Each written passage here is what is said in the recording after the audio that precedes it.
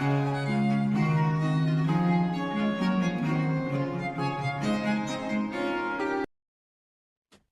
el episodio de hoy, directos oyentes, abordo el problema de la seguridad informática. ¿Qué grado de seguridad informática ofrece Linux? ¿Qué desafíos, qué retos tiene que afrontar? ¿Y en qué medida la experiencia comparativa nos permite establecer un cotejo entre el grado de seguridad de Linux y el de Windows? Bueno, creo que todos ustedes recuerdan aquel desastre, aquella catástrofe informática que tuvo lugar el 19 de julio del año pasado, hace menos de un año, en la cual se desmoronaron los computadores y los sistemas electrónicos de muchísimos países, en realidad de la mayor parte del mundo, exceptuando Rusia, que por las sanciones occidentales estaba aislada del perímetro de hard y de soft del mundo globalizado. Y en China el sector público también estaba completamente aislado, pero con todo en China parte del sector privado también vino afectado. ¿Qué pasó el 19 de julio del 2024? Bueno, pues hay una empresa de seguridad, dizque de seguridad informática, que se llama CrowdStrike, golpe multitudinario, es su nombre, y ese golpe multitudinario lo dio actualizando el viernes por la noche un software de protección contra injerencias, infiltraciones, malware, para decirlo una palabra que no vehicula un concepto exacto, pero que nos sirve para entendernos, contra los virus. Bueno, pues esa empresa vende ese servicio y sus clientes quedan sujetos a la disciplina de CrowdStrike. Es decir, que CrowdStrike no les propone una actualización para que ellos la consideren, la estudien y la adopten o dejen de adoptarla, sino que los clientes quedan atados de pies y manos a la merced de lo que haga y diga CrowdStrike, la cual tiene la clave de acceso a sus computadores y actualiza porque le da la gana y cuando le da la gana ese software presuntamente de protección. Bueno, pues ese software presuntamente de protección lo que hizo fue causar el desmoronamiento y eso determinó que durante 2 días, 3 días, una semana, 10 días, según los casos, pues estuvieron paralizados los servidores de los centros de salud, clínicas, hospitales, en lo tocante, quiero precisarlo, en lo tocante a la admisión, recepción de los pacientes y a las citas médicas. Es decir, en la interfaz entre el establecimiento sanitario y los pacientes, o clientes si quieren. Lo mismo las compañías aéreas, para la reserva de vuelos, para la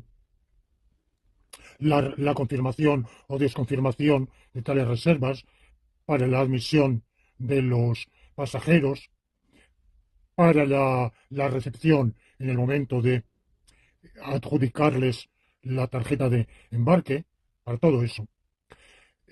Bueno, y así sucesivamente. Yo tengo presentes esos casos, porque fueron muy llamativos, pero afectó a todo, afectó a centros de enseñanza, centros de investigación,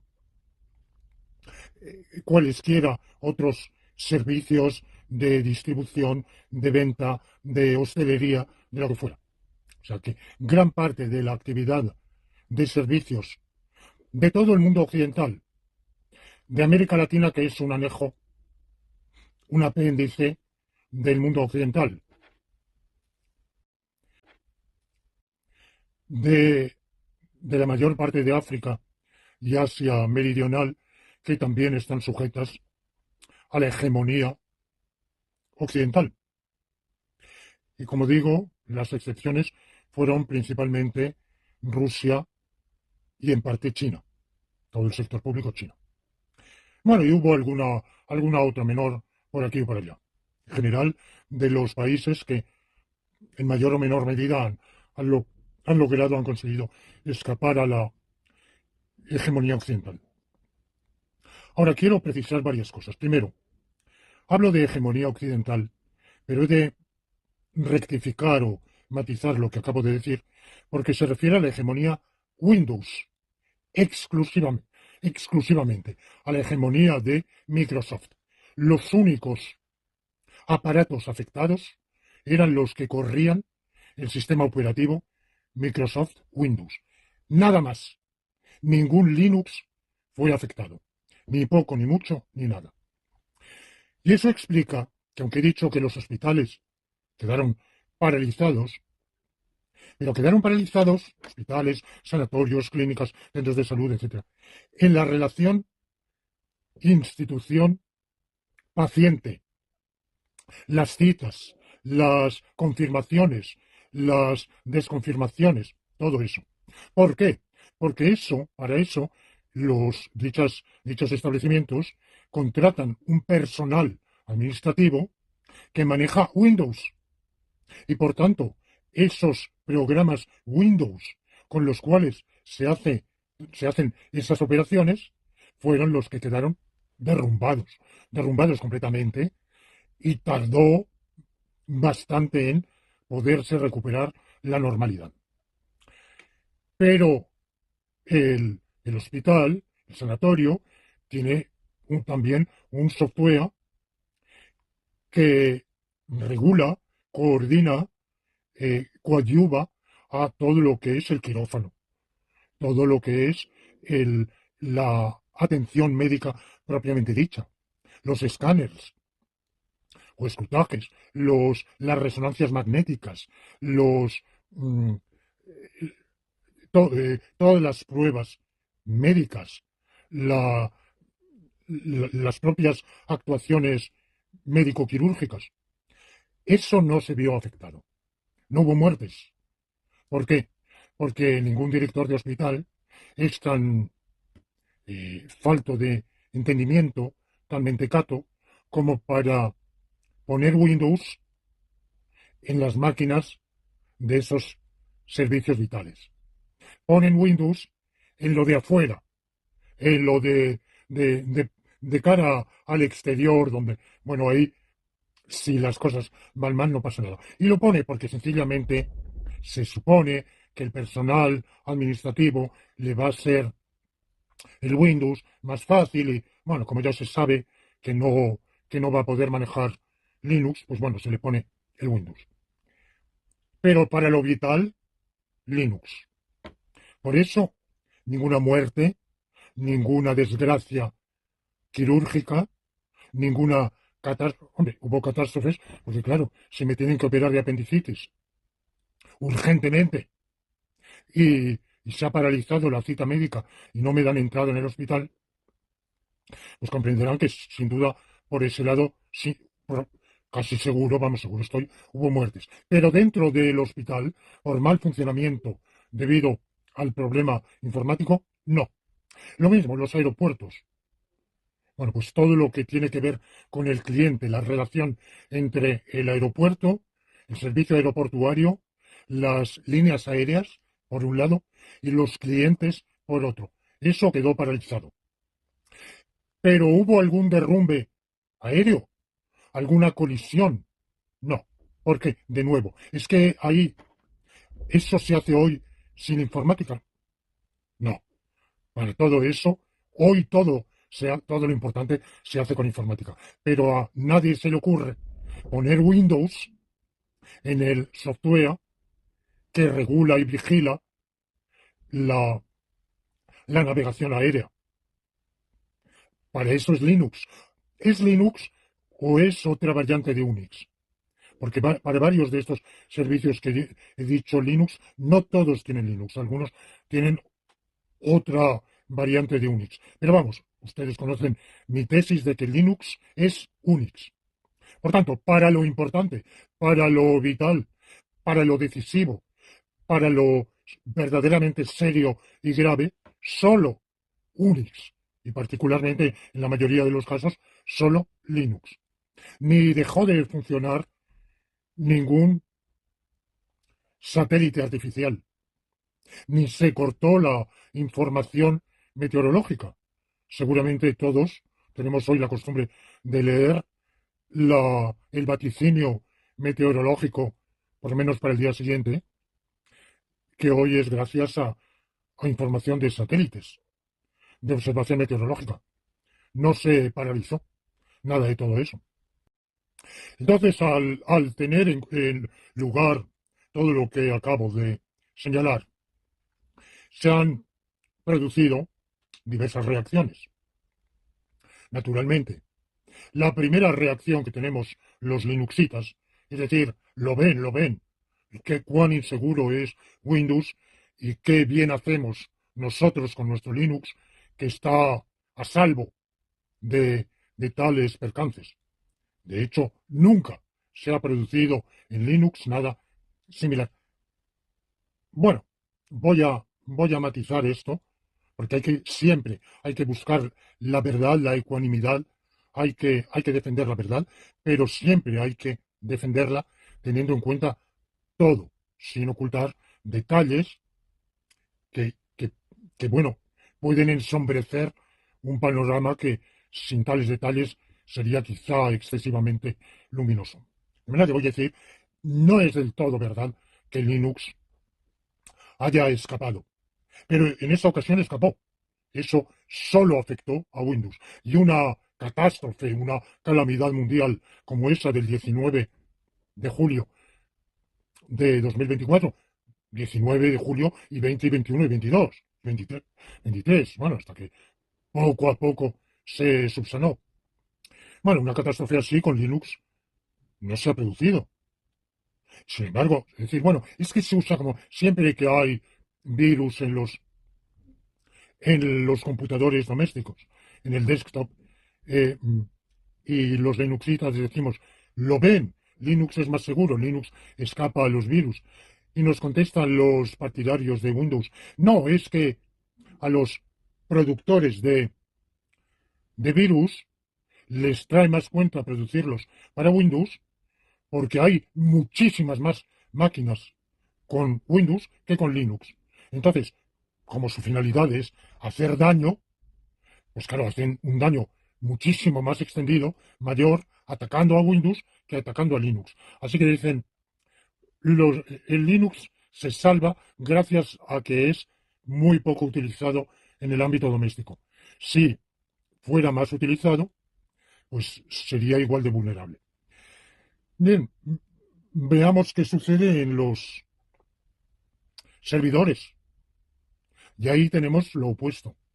Los grandes servidores, incluyendo Microsoft, usan Linux u otro Unix. Amazon, Google, Microsoft, todos. Los servidores, como digo, de lo grave, de lo serio, de lo peligroso, de lo arriesgado, usan Linux u otro Unix. Muchos servidores de cosas de menos envergadura también usan Linux. Y son sobre todo esos servidores, bueno, digamos, de lo subalterno, de lo, de lo de menos envergadura, de lo de menos gravedad, de lo de menor repercusión, menor que todo sumado puede tener repercusión enorme, como acabo de señalar. Pero en fin, cada cosa, cada uno de esos servidores por separado, pues tiene una significación menor. No me dirán que es igual la relación de la empresa de transporte aéreo con los clientes que la vigilancia de la propia navegación aérea. Que el cliente sufra un retraso, que no pueda embarcarse, que no pueda volar el día que lo tenía previsto. Bueno, puede ser un inconveniente muy serio. Pero claro, que se caiga el avión pues sería muchísimo más grave. De manera que ahí hay más servidores con Linux y esos no fueron afectados. Entonces se pueden decir varias cosas. Se puede decir, primero, no fue culpa de Windows.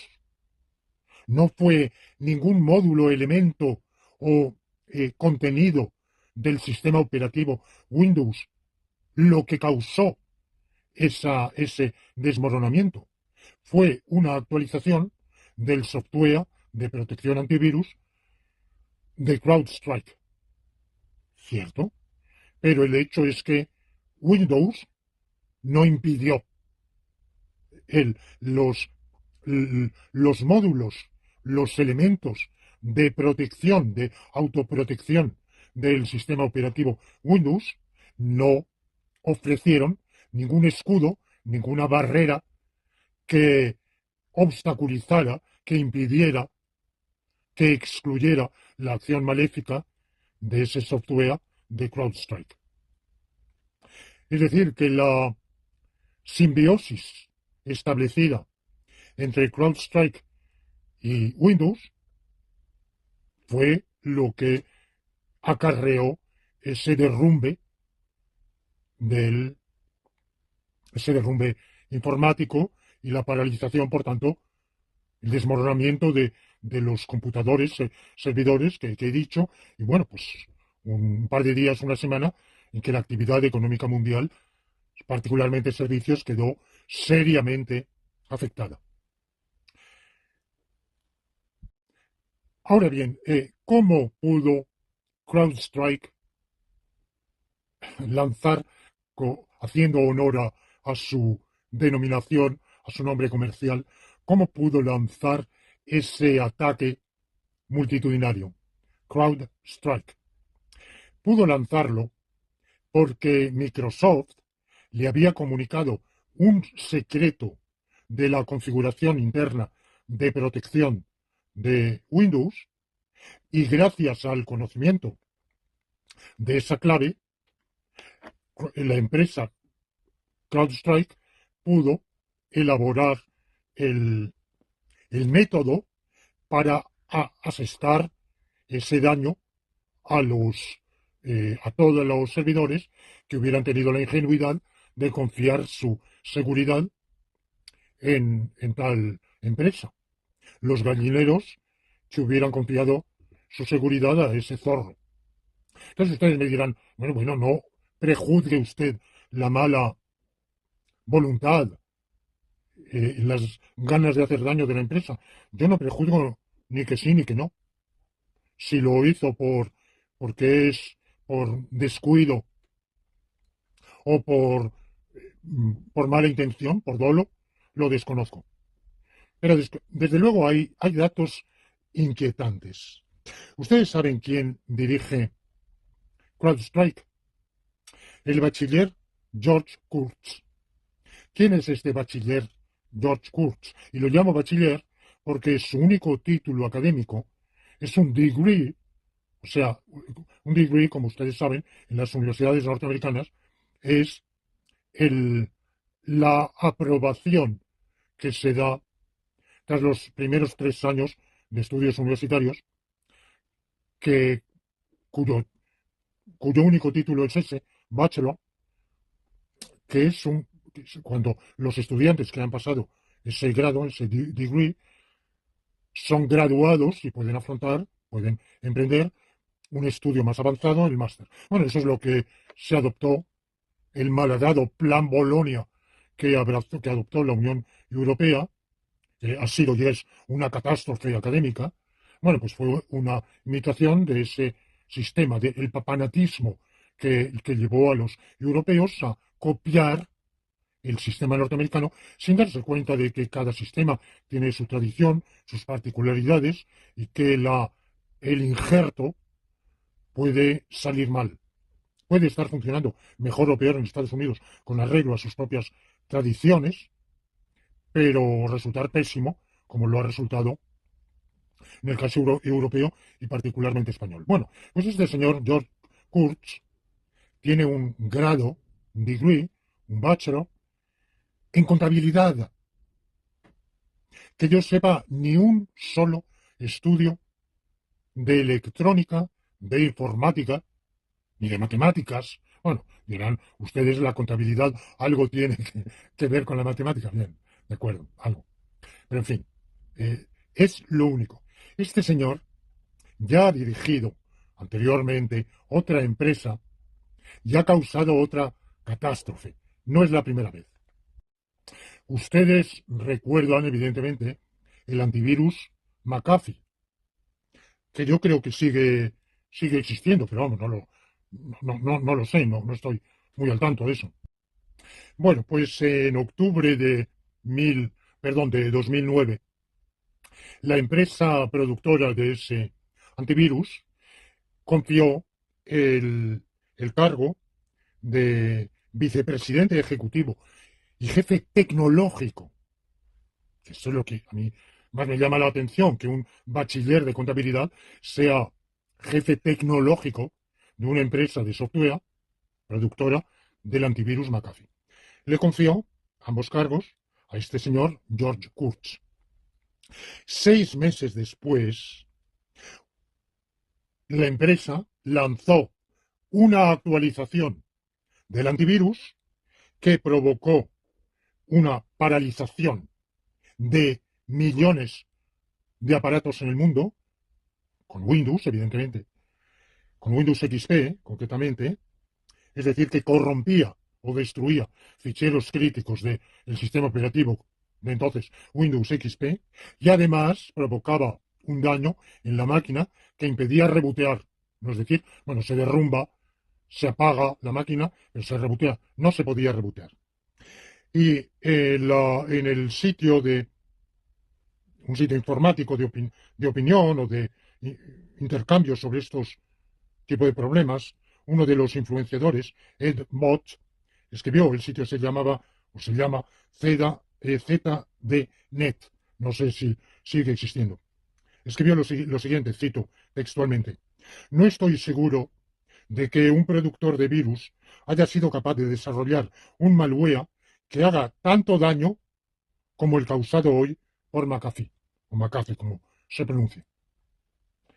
Bueno, eso en el año 2010. Y por tanto, este señor, bueno, entonces él poco después pasó acaudilló, fundó la nueva empresa CrowdStrike, que es la que ahora, vamos, hace menos de un año, ha realizado este segundo golpe, también afectando a Windows. Entonces, ¿cuál es el patrimonio de este señor? Según Forbes, antes del golpe del 19 de julio, era de mm, creo que cito bien. Sí, lo he consultado para no dar una cifra equivocada. 3.628 millones de dólares. Supongo que las acciones de su empresa habrán sufrido una depreciación desde entonces y que habrá disminuido, pero vamos, es no un millonario, sino un multimillonario, o como ahora se dice, billonario, que se dice mal, porque en realidad un billón es un billón de millones, pero como en Estados Unidos llaman billion a 1 miliardo, o sea, a 1.000 millones, bueno, pues según esa terminología, él es un billonario. Bueno, todo esto, la verdad es que suena, pues se ha dicho, se ha hablado mucho de si tendría que indemnizar o no indemnizar. Se ha dicho que no, porque los contratos que obliga a suscribir declinan cualquier responsabilidad. Bueno, algo típico de una empresa mafiosa, que obliga a que el cliente renuncie a un derecho a indemnización. De manera, pero yo personalmente creo que ahí sería cuestión no de código civil, sino de código penal, porque hay una responsabilidad penal de las empresas que se ha ido introduciendo en los códigos penales. Yo recuerdo cuando se introdujo en el Código Penal español que nos reunieron a una congregación de juristas con el ministro de Justicia de entonces en la Universidad Complutense para debatirlo, y salvo el ministro que estaba obligado, yo creo que yo fui el único que defendí la reforma legislativa que establecía, que reconocía la responsabilidad penal de las empresas. Yo hice críticas al proyecto de ley, que en varios puntos me parecía equivocado y sobre todo insuficiente, pero, pero por otro lado, por supuesto que me parecía totalmente admisible desde el punto de vista metafísico, ontológico, filosófico, jurídico, que las entidades colectivas, las personas colectivas, tengan una responsabilidad ante la sociedad penal. No van a ir a la cárcel, porque en la cárcel no hay lugar, pero sí pueden sufrir otras penas aflictivas, incluyendo la disolución. Bueno, pues fue una sesión muy interesante, muy apasionante, y yo pienso que en los ordenamientos jurídicos donde existe la responsabilidad penal de las empresas, pues debería haberse llevado a una acusación penal contra CrowdStrike y, subsidiariamente, contra Microsoft.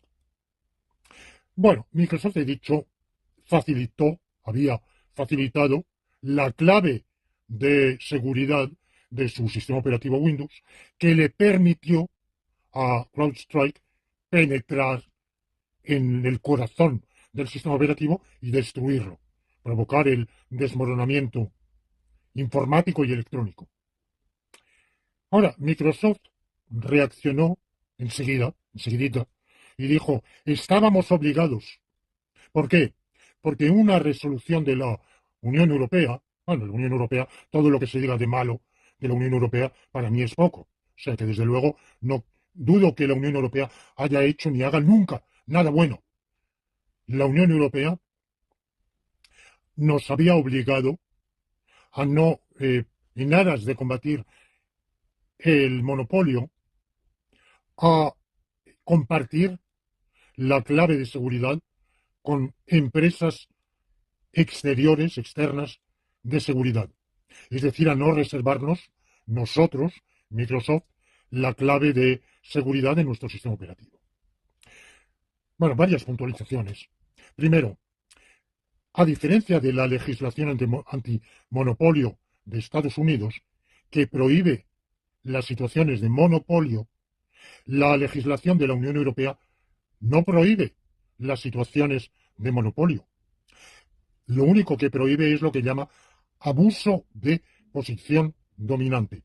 Puede parecer igual, pero no es igual. Es decir, que si las circunstancias del mercado llevan a que una empresa se haga con el monopolio de una rama, eso no lo excluye la legislación de la Unión Europea. Sí, la legislación norteamericana, sobre el papel.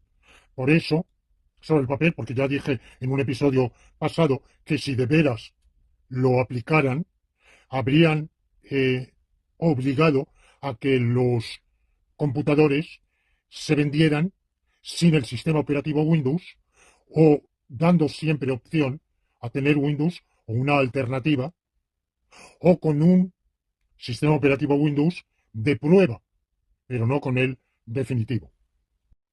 De manera que no es verdad que en Estados Unidos se aplique, tenga eficacia, tendrá vigencia legislativa, pero no tiene exequibilidad jurídica la ley antimonopolio. La tiene cuando les da la gana. Por ejemplo, ahora se dice que obligan a Google a vender Chrome, el navegador Chrome. Bueno, pero eso a mí me parece Peccata minuta, algo accesorio. Pero en fin, lo dejo de lado. Vuelvo a la legislación europea. Entonces, dice Microsoft, la legislación europea que prohíbe el abuso de posición dominante, nos obligó, para no abusar de nuestra posición dominante, a compartir la clave de seguridad con empresas de seguridad ajenas. Y por eso lo compartimos con CrowdStrike. Primero, si eso es así, empresas de seguridad ajenas es un plural. CrowdStrike es un singular. Por tanto, se pasa del monopolio al duopolio,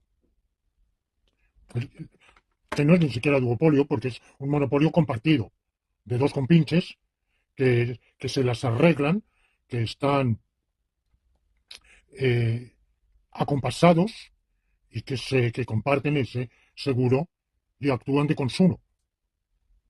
Segundo, suponiendo que efectivamente el Microsoft tuviera que compartir la clave de seguridad con alguien y no encontrara a nadie más que a CrowdStrike, eso se aplicará al territorio, a los países miembros de la Unión Europea, pero no al Indostán, no al sureste asiático, no a Indonesia, no a Australia, no a América Latina, no al Canadá, ni a Estados Unidos. La Unión Europea no tiene competencia alguna sobre ninguno de esos territorios como para darle un monopolio mundial.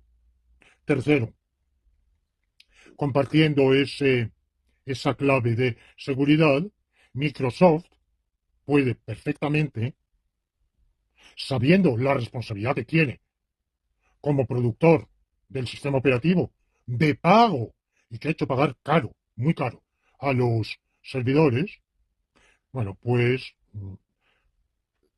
los parches de seguridad que ofrezca CrowdStrike o quien sea exteriores tengan que pasar por un filtro interno del propio sistema operativo para tener efectividad. La clave se la damos, pero esa clave no va a ser ejecutiva, no va a tener su pleno efecto en las máquinas que corran con nuestro sistema operativo, más que cuando cualquier parche nuevo quede validado por nuestro propio sistema interno de seguridad. O incluso, otra alternativa, ustedes van a proponernos los parches de seguridad, nuestro equipo de ingenieros electrónicos lo va a estudiar, va a dar el visto bueno o no, y entonces será operativo. Ahí tiene todas esas posibilidades. No hizo nada de todo eso, y por tanto, pienso yo que la quiebra de seguridad, el desmoronamiento, la calamidad informática y electrónica del 19 de julio de 2024 tiene dos culpables, que son CrowdStrike y la propia Microsoft. Claro, y tiene también, si quieren, la culpabilidad de los ingenuos que han confiado en Microsoft y en CrowdStrike. Pero bueno, esto, echarle la culpa al cliente, pues no creo que sea razonable.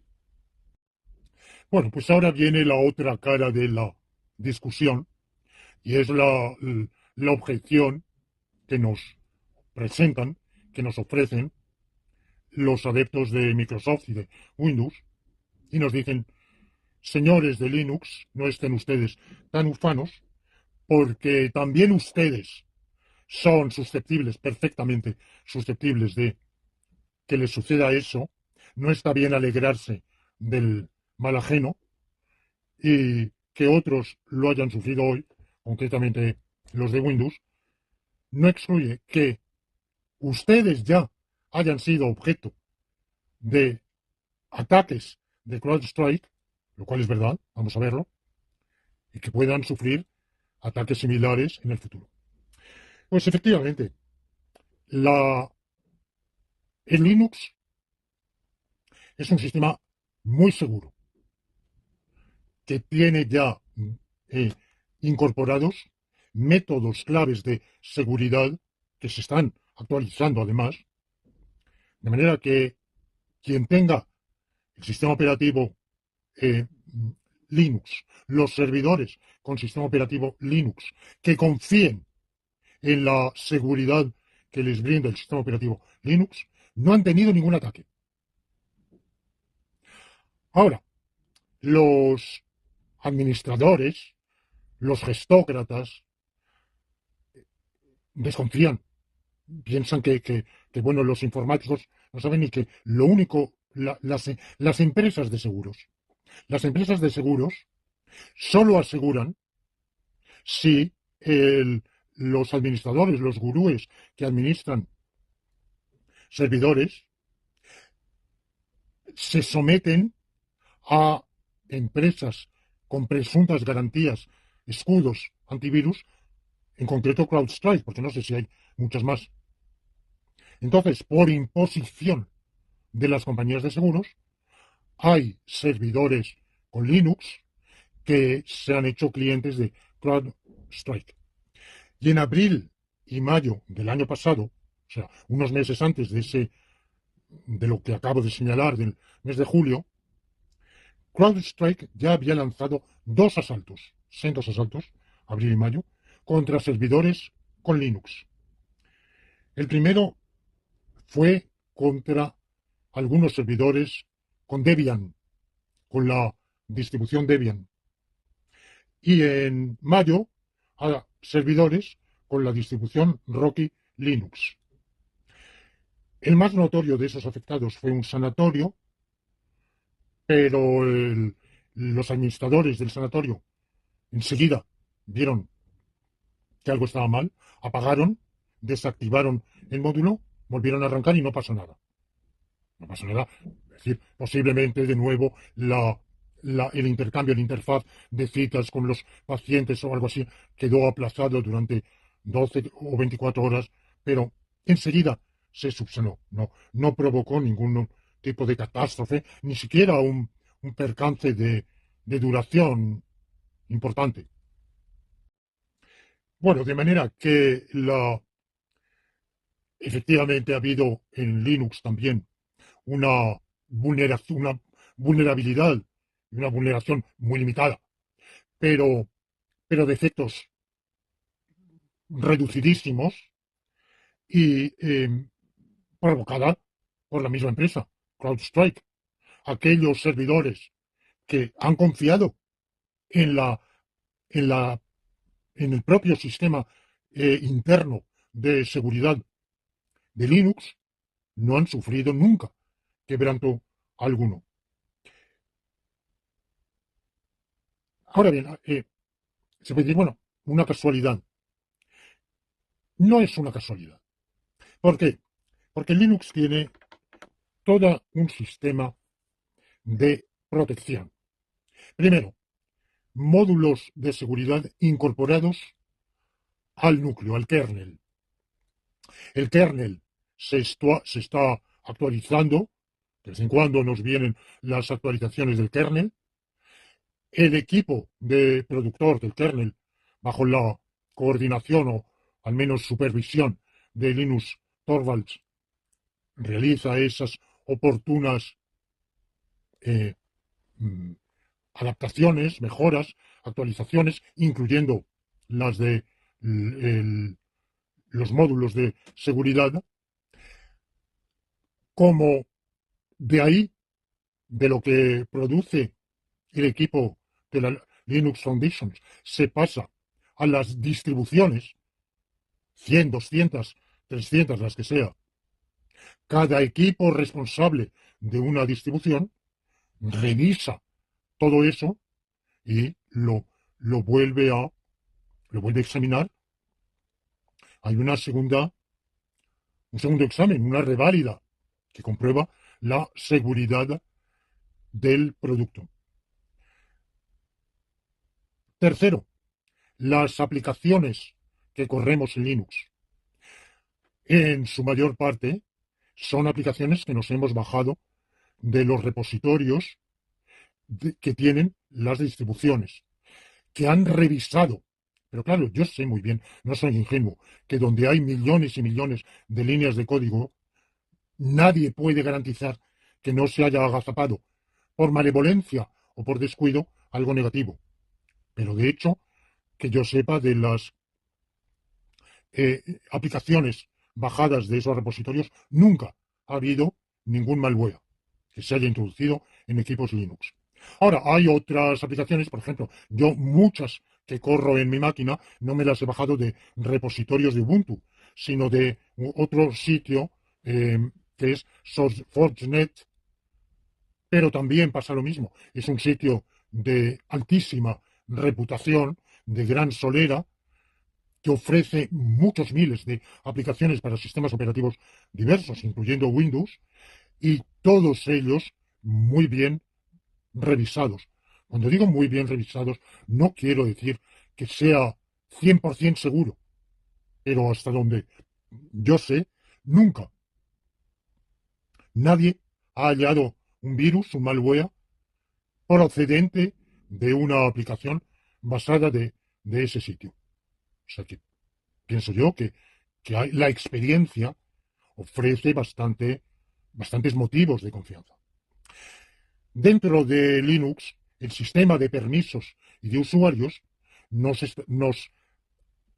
hace confiar en que si yo, como usuario desprevenido, recibo uno de tantos mensajes de email diciéndome su paquete no ha podido ser entregado, pulse en el enlace para concertar nueva entrega o tantas otras cosas, o de Hacienda supuestamente, para ratificar su devolución, pinche en el enlace, bueno, eh, tantísimos timos. Bueno, supongamos que yo soy tan ingenuo que pico y se me instala un malware, se me infiltra. Claro, pero o yo lo he hecho, he corrido el email con privilegios de superusuario, de root, lo cual no creo que haga nadie hoy, o todo lo más corromperá, adulterará, estropeará, borrará aquello que sea con mi propio dueño, owner, o sea, del mismo los ficheros, del mismo usuario, pero no los de la máquina en general.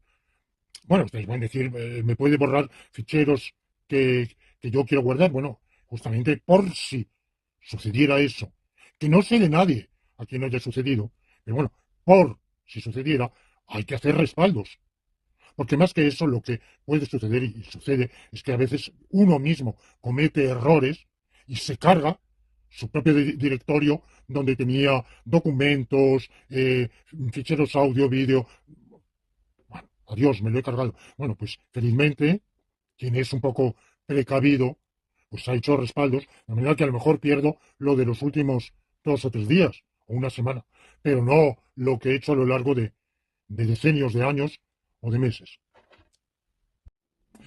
Bueno, hay una zarzuela española, si no recuerdo mal, es La Revoltosa, en la cual una de las canciones es una pelea de dos verduleras, y una de ellas le dice a la otra: no te pongas tantos moños que a pesar de tu honradez, a la calle de Quiñones te han llevado más de una vez. La calle de Quiñones era una... En la calle de Quiñones estaba una cárcel femenina. Bueno, pues se nos puede decir a Linux que no nos pongamos tantos moños, que a pesar de eh, nuestra, nuestras barreras contra la vulnerabilidad, somos vulnerables. Bueno, contesto agregando algo que todavía no he dicho, y es que en las modernas distribuciones de Linux tenemos otros dos módulos. Ya he hablado de una serie de barreras de seguridad que tiene Linux. Internas, módulos internos del kernel. Segundo, la revisión por la distribución. Tercero, la revisión de las aplicaciones complementarias que agreguemos al propio kernel. Dos cosas más, que son dos escudos de seguridad que son alternativos, que son C-Linux y AppArmor. C-Linux, que corre en la rama de Red Hat, Fedora y otros de la misma índole, y AppArmor, que corre en los Debian, incluyendo Ubuntu, porque los Ubuntu somos Debian. Si no estoy equivocado, corre también en Linux Mint, que es un hermano o primo hermano de Ubuntu, y, y bueno, y otros también. Alternativamente hay otro escudo de seguridad, un módulo que se llama Maxim M1, que es producido por una empresa tecnológica rusa, Rusbitech. Está diseñado específicamente para la distribución rusa de Linux, Astra Linux, pero da soporte a todos los sistemas Linux e incluso a Windows. Lo que pasa es que, claro, hoy, ¿quién se atreve a contratar nada con una empresa rusa? Posiblemente cae bajo las sanciones occidentales. Ellos no pueden reducir nada que se haya demostrado eficaz, solvente y valioso, pero impiden que otros nos ofrezcan lo que aquí no se es capaz o no se quiere hacer. Pero bueno, tenemos el C-Linux y el AppArmor, que son módulos de seguridad que yo tengo uno en mis computadoras, claro, el AppArmor. El problema del AppArmor, seguramente el C-Linux, es que introducen, por decirlo así, un sistema de vigilancia, de policía interna en la máquina, que vigila a las aplicaciones, de manera que si alguna de ellas, si nos bajáramos por error, por descuido, una aplicación desmandada que se extralimitara, que realizara en nuestra máquina algo inconveniente, pues automáticamente la mataría este AppArmor y salvaguardaría el, el funcionamiento general del sistema operativo. El problema con esto es algo que me ha sucedido a mí, y es que no sé si es por AppArmor o por Systemd, del cual hablaré el próximo día. Yo tiendo a echarle la culpa a Systemd, pero no tengo prueba. Cuando nosotros mismos, deliberadamente, no porque ninguna aplicación esté desmandada o sea nociva, sino porque hemos cometido una operación que no era, que no es regular, que no estaba prevista en el, eh, no estaba prevista en la, en el funcionamiento general del sistema operativo, nos arriesgamos a que AppArmor mate y paralice el funcionamiento del sistema. A mí me ha sucedido, ya les contaré el detalle. Yo lo atribuyo, vamos a ver, dentro de mi escasísimo conocimiento informático, tengo que reflexionar en la medida de mi insuficiente saber de dónde ha podido venir lo que me ha sucedido. Y solo veo dos posibilidades. O me ha dado un tajazo AppArmor, o me lo ha dado Systemd. Yo lo atribuyo desde luego a Systemd, que me obligó a reinstalar el sistema operativo. Es decir, esto quiere decir que, porque Systemd también, vamos, complementariamente, por si todos estos escudos de que estoy hablando no bastaran, Systemd, un sistema de inicialización del cual hablaré en el próximo episodio, Systemd agrega su propia policía, su propia vigilancia, somete a vigilancia, a control, a supervisión, todo lo que pasa en la máquina. Claro, entonces, tanto control también hace que a lo mejor un error que cometamos, un ensayo que cometamos, que si hubiéramos sido más prudentes nos habríamos abstenido de él, pero no hemos sido suficientemente prudentes. Bueno, pues eso que a lo mejor habría sido inocuo, pues puede resultar perjudicial por la propia policía que nosotros mismos nos hemos puesto. De manera que ahí hay un problema del exceso de protección. Ahora, en esos supuestos, cuando se produce un percance, como el que me sucedió a mí de tener que reinstalar el sistema operativo, bueno, claro, yo mismo me lo había provocado por una operación imprudente que no hubiera debido realizar, por alguno de esos sistemas de protección. Bueno, y se ha dicho, por mucho que ustedes, los linuxitas, se jacten de lo seguro, de lo bien hecho, de lo bien protegido y parapetado que está su sistema operativo, no se ufanen tanto porque han tenido las utilidades XZ que estuvieron a punto de contaminar a los servidores con Linux y que solo en el último minuto se evitó esa contaminación y además el que lo, el que lo descubrió fue un empleado de Microsoft, justamente porque los programas de Linux son de fuente abierta, los puede, la fuente, el programa fuente, lo puede leer cualquier informático.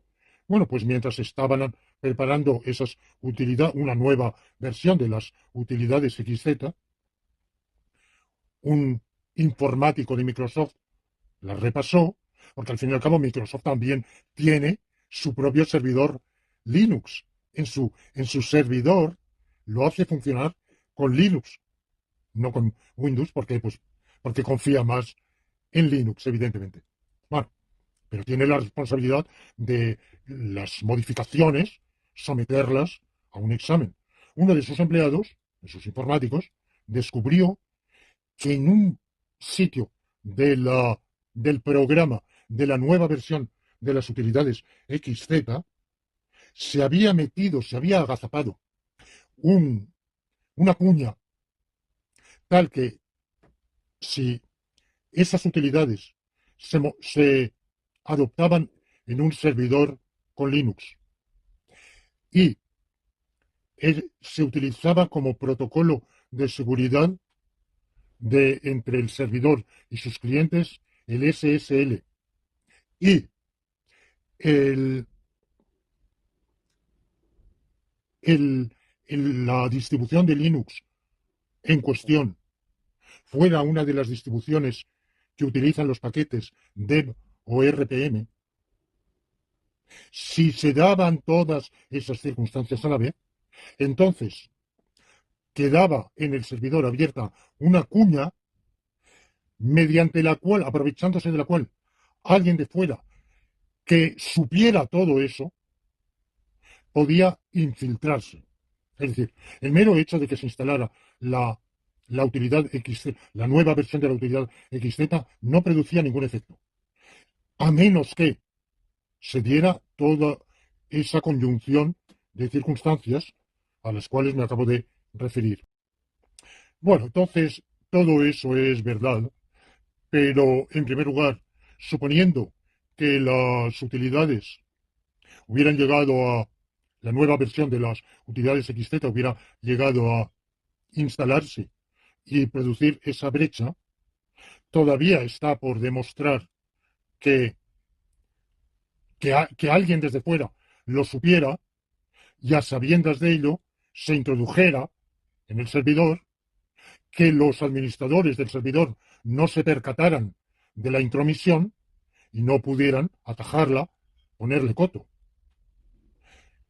Segunda observación, ese gazapo no fue consecuencia del azar, sino que se ha llevado a cabo una investigación y se sabe que fue obra de un infiltrado malévolo cuya identidad se desconoce, que funcionó con un seudónimo, Yeatan, pero bueno, está investigado, evidentemente. Es un hombre que tiene una serie de individuos, Yatán, que evidentemente los pobres no tienen absolutamente arte ni parte en el asunto, no tiene nada que ver. Y fue una obra, este infiltrado lo llevó a cabo durante años, la labor de infiltración, y se ha dicho tiene que haber sido o el agente de una empresa, de una agencia de espionaje. O sea, ha habido todas las hipótesis, pero bueno, son especulaciones. No hay, no se sabe. Se ha dicho, es la NASA, o es no la NASA, perdón, la Agencia Nacional, la ANS de Seguridad Norteamericana, o son los rusos, o son los chinos. Bueno, cada uno puede echar la culpa a quien le dé la gana. No se sabe.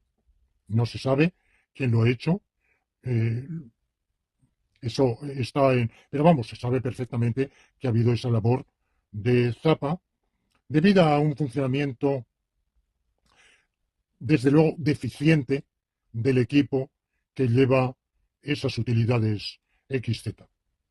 Es decir, que desde luego hay el Linux, vamos, los equipos que Linux tienen que aprender a coordinar mejor las, la pluralidad de equipos que son responsables de diversos módulos, de diversas utilidades. Bueno, también quizá aquí hay que ver que el exceso de seguridad mata la seguridad, porque todo eso viene, ese peligro viene justamente por querer tener tantos módulos de seguridad. El protocolo SSL. De manera que sin tantos módulos de seguridad, pues esa infiltración no se había producido. Ustedes me dirán, bueno, pero a lo mejor se producirían otras. Es posible. Bueno, en todo caso, no ha pasado nada porque las únicas versiones, ya he dicho, únicamente paquetes DEV y RPM fueron afectados, pero en versión pre-beta. De manera que ni siquiera en versión beta, ni menos alfa, ni menos distribución al usuario, hubo afectación alguna. O sea que el peligro fue perfectamente atajado a tiempo y además, precisamente, el ser una prueba de que no es completamente inútil desde el punto de vista de seguridad el que los programas se hagan con fuente abierta, es que justamente un informático que no era autor, no formaba parte del equipo elaborador de esa aplicación, de esas utilidades, lo supo detectar y supo alertar a tiempo. En Ubuntu, por ejemplo, se paralizó una semana, al detectarse, se paralizó una semana, se corrigió, era fácil de corregir y bueno, simplemente no pasó absolutamente nada y ningún usuario sufrió ningún quebranto, ningún desperfecto. O sea que todas estas. Sí, quiero añadir además que, suponiendo que se hubiera producido, no todos los Linux habrían sido afectados. Por ejemplo, no Slackware, no Arch Linux, ni otros, ni Astra Linux, ni. O sea que sí, entre RPM y Dev somos muchas distribuciones, pero quedan todavía muchísimas otras fuera de ese ámbito, que justamente es otra protección que tiene de seguridad que tiene Linux, y es su propia variedad. Cualquiera sabe, por ejemplo, cualquier empresario forestal, que si tiene un bosque todo de pinos, hay un peligro de epidemia, de hongos, bacterias, virus, pero que si tiene un bosque en el cual intercambia especies, pinos, abetos, eucaliptos, robles, castaños, abedules, eh, olmos. Bueno, pues si toma precauciones de hacer forestas, bosques de diversas especies, los peligros de contagio disminuyen considerablemente porque hay una barrera entre un bloque de pinos aquí y otro, un tanto algo alejado, con una barrera entre medias de robles, pongamos, pues la comunicación, la contagiabilidad es menor. Bueno, pues en Linux la propia heterogeneidad, al mismo tiempo, en el fondo, todos somos Linux, todos somos el mismo sistema operativo, eh, somos mucho más iguales que desiguales, pero esas diferencias también hacen que cuando hay un peligro para una distribución, no forzosamente afecte a otras distribuciones. De hecho, ya he dicho anteriormente, cuando CrowdStrike atacó en abril y mayo de 2024 a, a servidores con Linux, primero fueron en abril con Debian, luego fueron en mayo con Rocky Linux, y luego este peligro atajado a tiempo de las utilidades ha afectado a algunas distribuciones, pero no a todas. Un último punto, y es que suponiendo que esas utilidades contaminadas hubieran llegado efectivamente a estar contaminadas XZ, eso afectaba a servidores, no nos afectaba para nada a los usuarios terminales con Linux en nuestra casa. O sea que el peligro, es decir, todo esto reduce, no quiero minimizar un peligro, lo que quiero es calibrarlo, aquilatarlo en su correcta y adecuada dimensión. Y tal como yo lo veo, teniendo en cuenta toda esta suma de factores, pienso que el peligro era suficientemente limitado, pequeño y, y de hecho, pues no ha pasado nada. Es decir, que creo que la experiencia, las consideraciones teóricas, la reflexión y la praxis, la experiencia, se combinan juntas para hacernos confiar en la gran seguridad que nos ofrece el sistema operativo Linux. 100%, no. Para poner la mano en el fuego y jurar por lo más sagrado que no habrá contaminación o calamidad, no. Nada en la vida humana es así. Con una dosis considerable de confianza, por supuesto. Y la prueba, insisto, es que la propia Microsoft confía en Linux mucho más que en Windows para su servidor. Ofrece Windows para el vulgo, para la turbamulta, pero para lo que verdaderamente importa, acude al sistema operativo Linux. Bueno, pues el próximo episodio, como he dicho, hablaré del Systemd, de los métodos de inicialización, de arranque del sistema operativo.